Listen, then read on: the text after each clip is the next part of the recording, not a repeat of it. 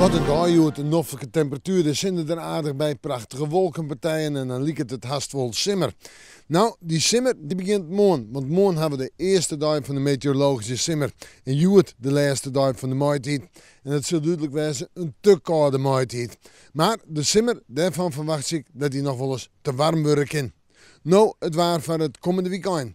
Joen en vannacht een beroende loft, een meest beroende loft. Maar het lijkt droog te blijven of het met een spatje aanwijzen. Temperaturen toch al die bewolking, zomaar bij de 10 graden hinnen.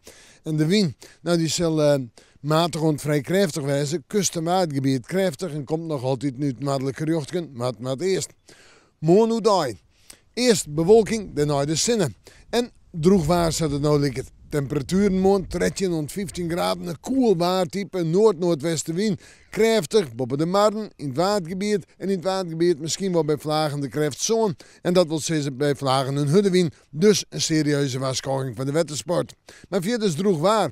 Snijden ik en daar met droog waar en flink wat zinnen. En de temperaturen komen snijden even wat hoger te liggen, zijn 14 tot 16 graden. En de wind nog altijd uit noordelijke richting waai, om het noordwest en die is matig en vrij krachtig. Zetten we terug naar het vooruitzicht. Manje, Ties en Waasje.